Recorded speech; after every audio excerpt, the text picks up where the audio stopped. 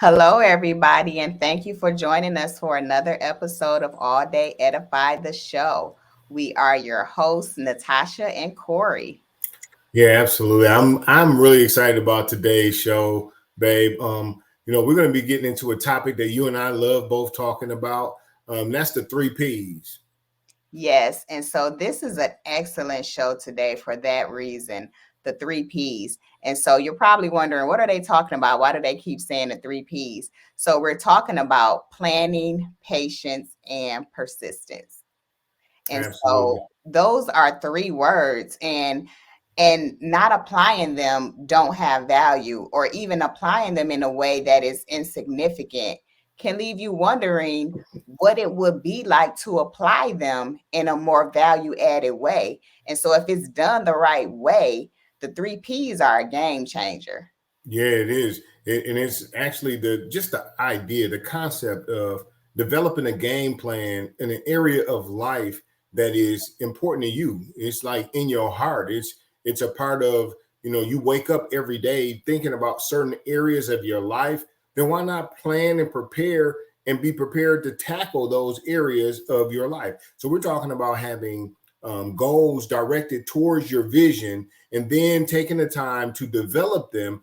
And we said we could have called this the four P's because the important aspect of being able to plan, be patient and persistent, it involves prayer as well.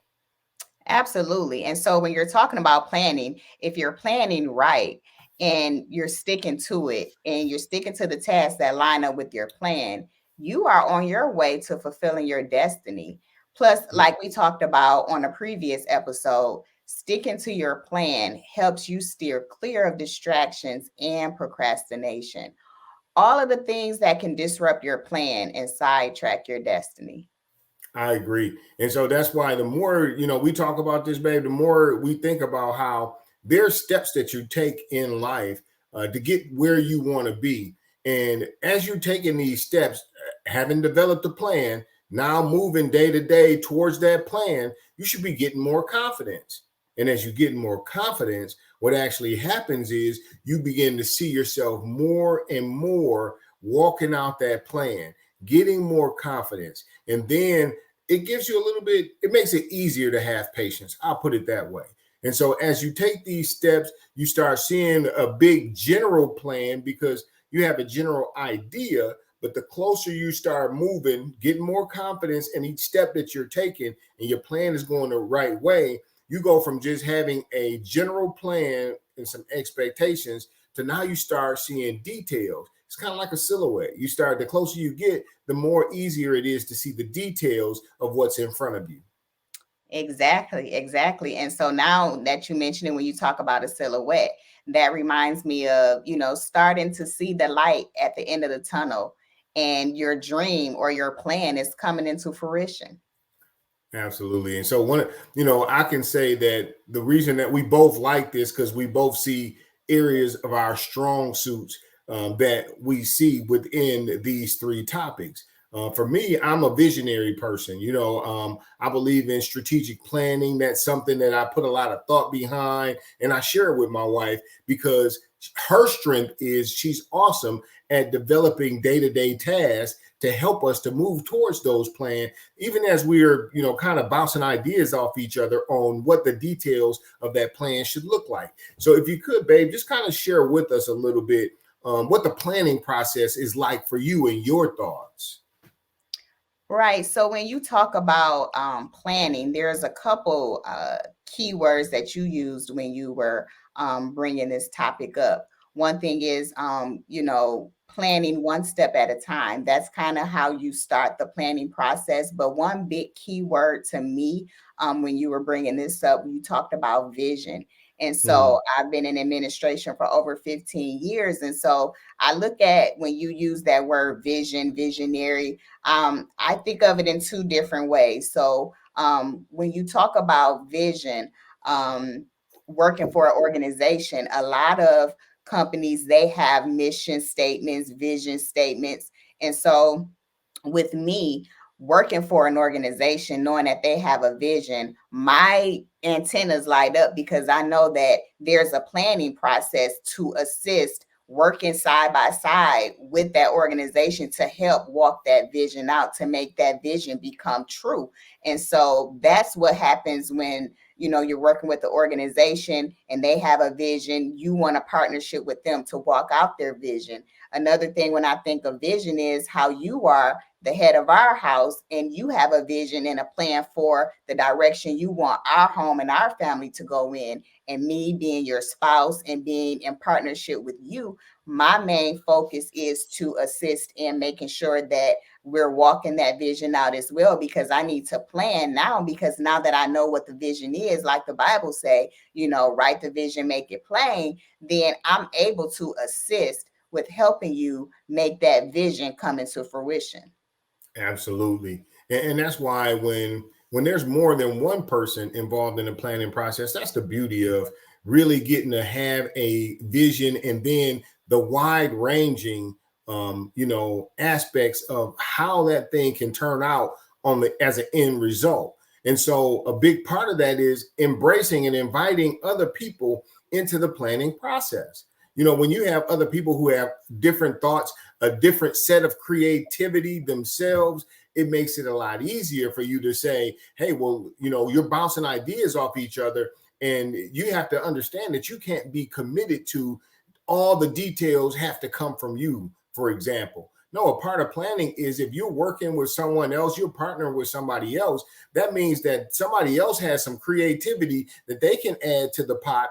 And now you're starting to work and develop that plan. And if you're patient and you're involving one another, then all of a sudden, and more importantly, like we talked about, you're going to God in prayer and saying, reveal to us what parts of our plan we need to fine tune or adjust so that we can move in a way that is consistent with your plan, because God's plan is greater than our plans that we have for ourselves. Absolutely, absolutely. And I think that just kind of ties into when we kind of talk about patience. And so I know that you said that we were talking when you were talking about prayer, how all of that kind of intertwines together. And so you're linking patience with prayer as Yes. well. Yeah, absolutely.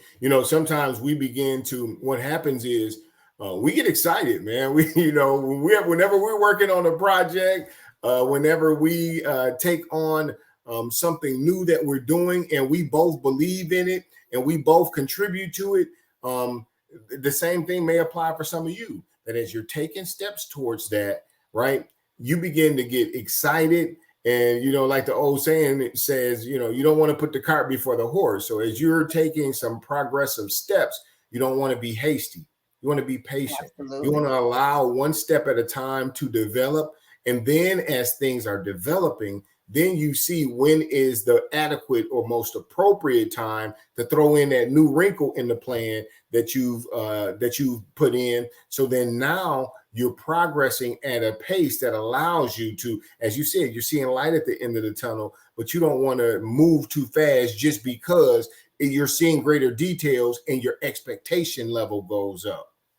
Absolutely, absolutely. And I know you have a couple of examples of, when you're talking about patience, and I know you always, around the house using cooking analogies. And so, what do you have to say about that with a cooking analogy? Right, right. Well, I'll put it this way, because I do like to cook and I like to eat, and a big part of it is, whether you grilling or baking or whatever. My wife's better at baking than I am. It's like when you baking a cake, though. When you're baking a cake, there's a maturation process. They give you specific instructions and directions. You're better off following those instructions. If they tell you to set the oven at a certain temperature, and then you put in that once you did all the whipping and all the ingredients are there, you stir them up real good. You need that oven to be at that right temperature. You need all the ingredients to be in place, but you have to allow it to stay in the oven for the time that is prescribed. If you try to take it out the oven prematurely or before it's ready to come out, that cake ain't gonna have the same results. It ain't gonna taste right. It ain't gonna rise the same way. You know what I mean? And so the same thing goes for us. When we have plans, we want to be patient with it, because if we allow it to take its course the way that it should, then we should see it develop, and we see a masterpiece at the end of it. I don't want to taste I love my wife's cheesecake, but I don't want to taste it prematurely. We take it out the oven too soon, it ain't gonna taste as good as it is when we take it out at the right time. And that's funny to me that you can kind of use cooking analogies with almost anything, and so that did really fit really good within that concept. So that's absolutely right. You know, I mean, it's not going to be right, and you defeat the purpose of even doing what you did if it's not as satisfying as it could be or as you envision.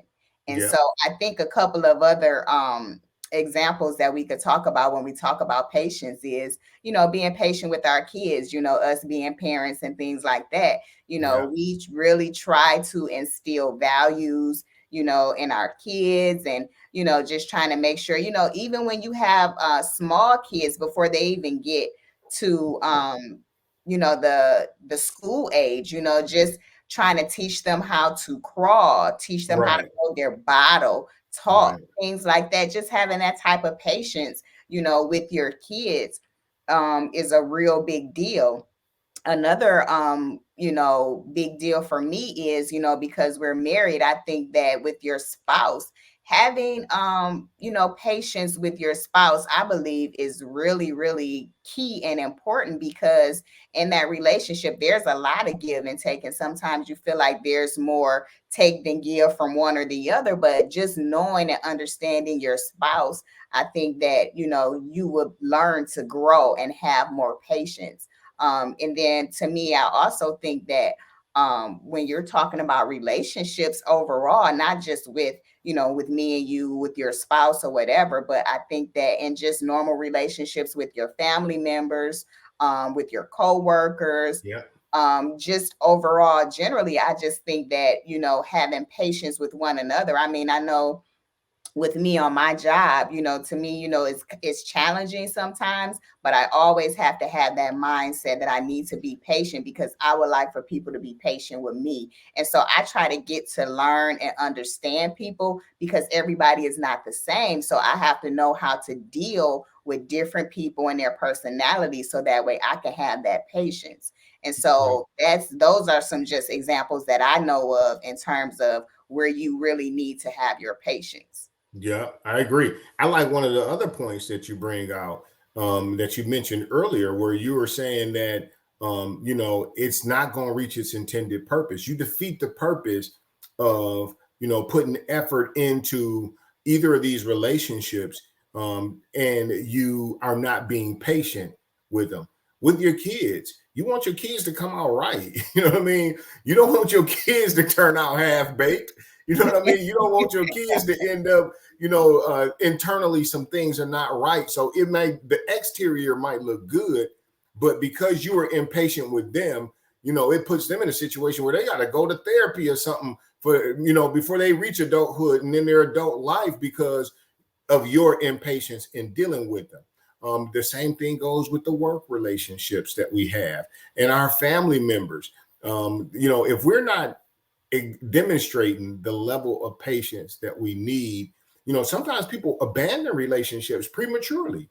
I feel like, hey, this marriage isn't working out right, so I just want to go our separate ways. Why? Because you're being impatient, and there's a lot of growth and development that can take place in that marriage relationship, growth that God intended for you to have and to gain from and to learn from and to benefit from. But we get impatient and we get hasty, and we're ready to abandon those relationships. On a job, you can be doing really well on a job, and got a lot of professional development opportunities to really set you up for your next promotion, but we get impatient and we want to abandon that, and then now all of a sudden you don't reach your ceiling or your potential as you could, without having to go back to the drawing board, which is a different topic that we have coming up. But another topic that, as we were putting this together, you and I were talking about, is the concept of, so many of us are adult learners.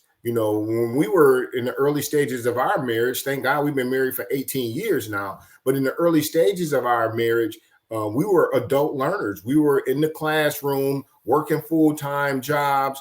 And, sometimes we go back to school or go get some more training or certifications or vocational training in our adult life at a time when we got so much other stuff going on that it makes it difficult, because we want to accelerate all of that. We want to get the pay increase, or we want the better job opportunities to come faster.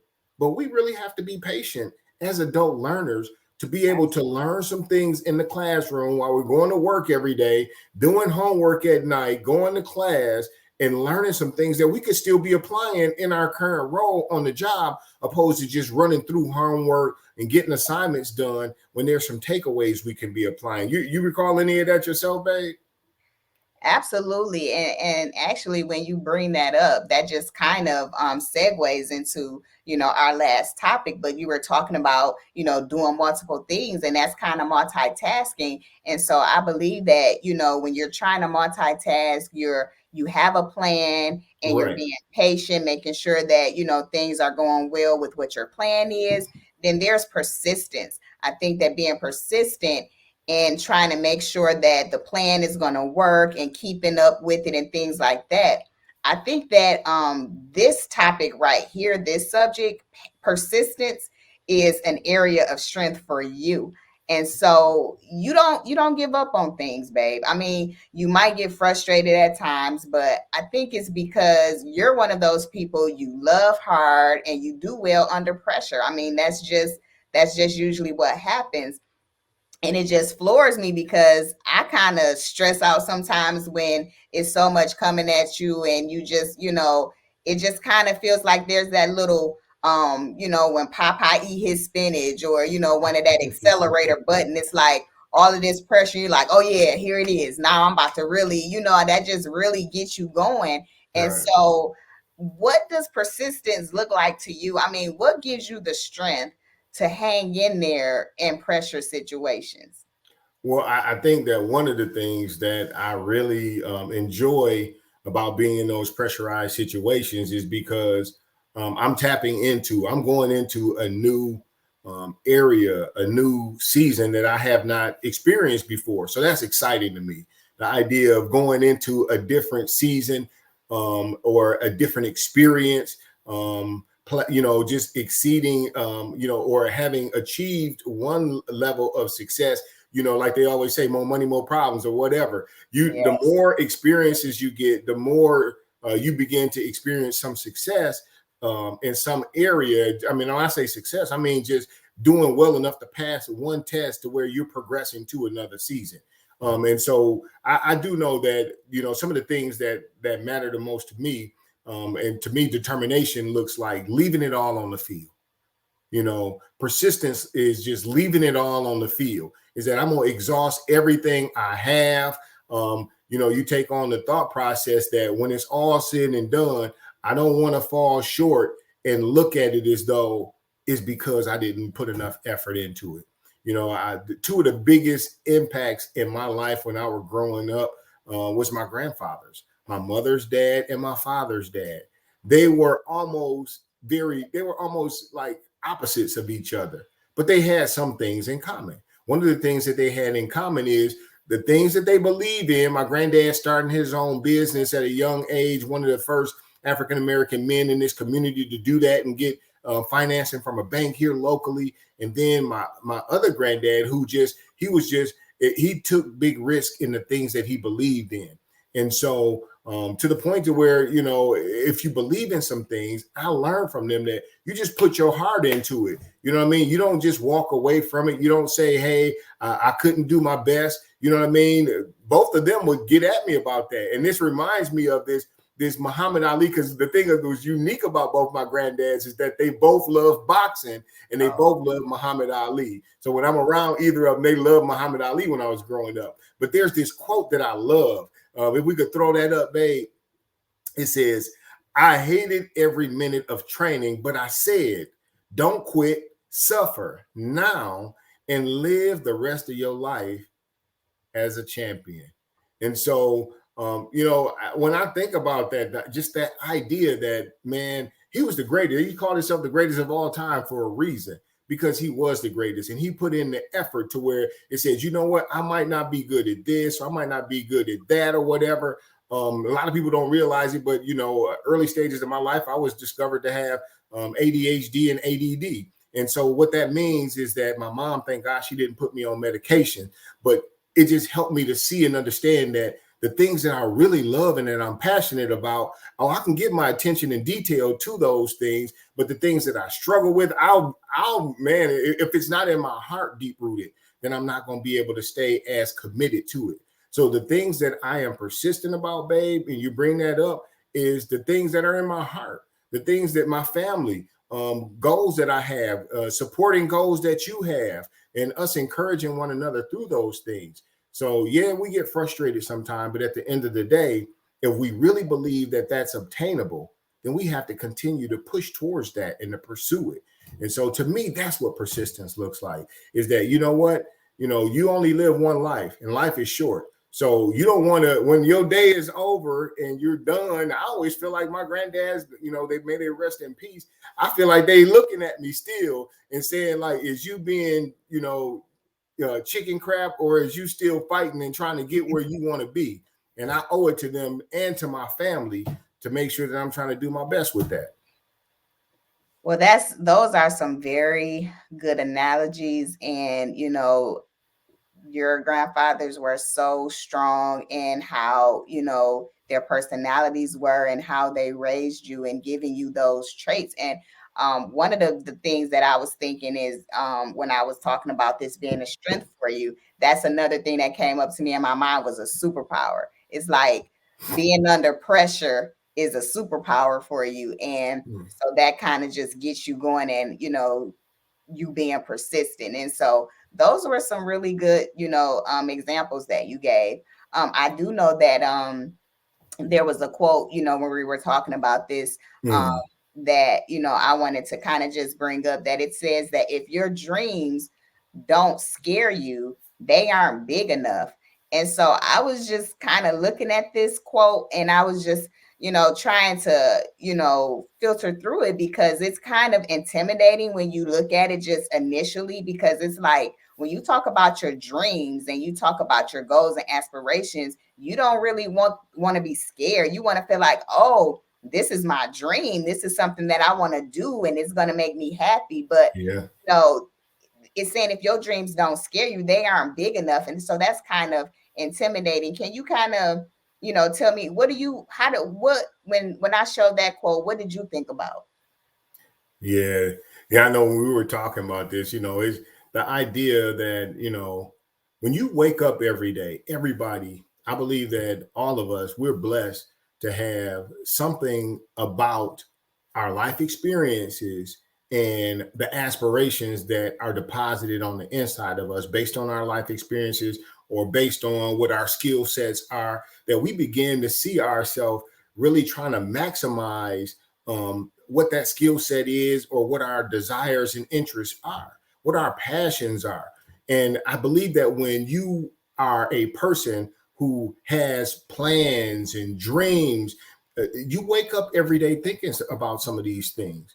And when you wake up thinking about these things, all of a sudden now you begin to have an expectation of being able to pursue that, or what that was going to look like for you, a visual of that. Again, we talk about that silhouette, and you start moving towards that, and you have an expectation. And as you move with those expectations in mind, as you plan with that in mind, as you develop some patience in your prayer life, and you're persistent about it, you begin to get an idea of what the details of that visual, that dream should look like.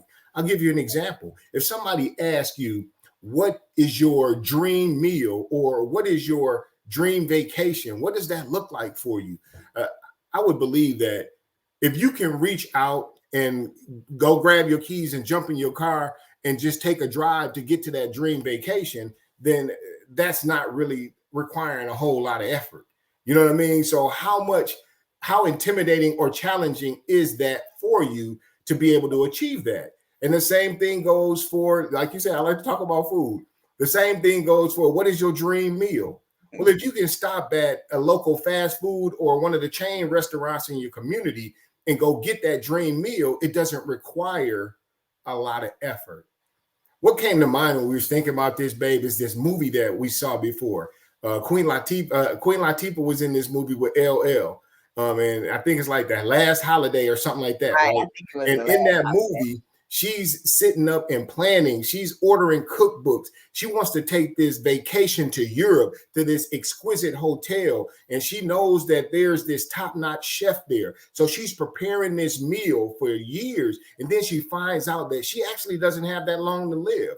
You know, we should all have this sense of urgency too. Like we got to act on the things that we desire or the and things that's and that that's we, and when you bring that up, that's where we were talking about. right. Once she found out that she thought that she was going to die, that's when her superpower, her persistence and planning and all of that stuff really kicked into gear, is Yeah. because she thought that she didn't have much time. So just having that mindset, now she's ready to everything I've been dreaming about, all the things I wanted to do in life. Yep. Now I need to do that right now. And so that's what we were talking about. Yep. And as we draw this to a close, it's just something that we should all be thinking about is that our life is short.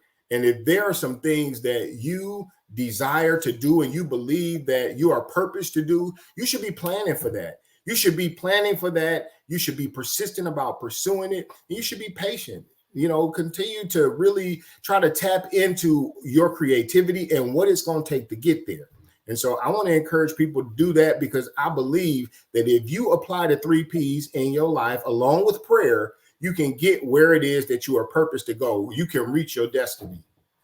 Absolutely. And so I do want to let all the viewers know that if you have questions about a show or anything like that, you can send us an email at alldayedify@gmail.com, or you can contact us on our Facebook page at AllDay Edify regarding any shows previously or like the show today. If you have questions that you want to connect with us, we can at our next show or something like that follow up on some of the questions that you may have.